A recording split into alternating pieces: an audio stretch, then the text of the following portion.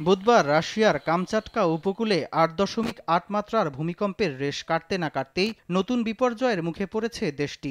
বিশ্বজুড়ে সুনামি সতর্কতার মধ্যে নতুন করে অগ্ন্যুৎপাত শুরু হয়েছে বিশ্বের অন্যতম সক্রিয় আগ্নেয়গিরি ক্লিউচভস্কিতে।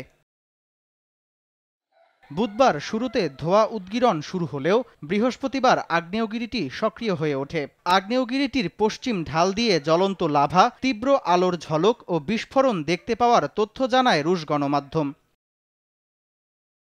ইউরোপ ও এশিয়ার সর্বোচ্চ এই আগ্নেয়গিরিটির উচ্চতা প্রায় ৪,৮৩৫ মিটার। স্থানীয় ভাষায় একে ডাকা হয় রিং অফ ফায়ার নামে। ২০১৩ ও ২০২০ সালে এই আগ্নেয়গিরির শক্তিশালী অগ্ন্যুৎপাত স্থান পেয়েছিল বিশ্ব মিডিয়ায়।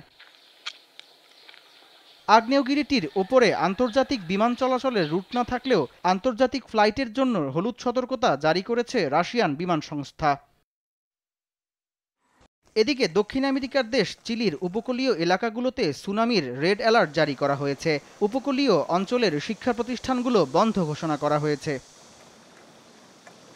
সুনামির প্রভাবে চীনের বেইজিংয়ে ভারী বৃষ্টির কারণে বন্যা দেখা দিয়েছে। তলিয়ে গেছে রাস্তাঘাট ও ঘরবাড়ি। বন্যায় এখন পর্যন্ত ৩৮ জনের প্রাণহানির তথ্য পাওয়া গেছে। নিরাপদ স্থানে নেওয়া হয়েছে আরও ৮০,০০০ বাসিন্দাকে। পরিস্থিতি মোকাবেলায় দেশের সকল বিভাগকে জরুরি অবস্থানে থাকার নির্দেশ দিয়েছেন চীনের প্রেসিডেন্ট শি জিনপিং। সামদানি প্রত্যয়, RTV।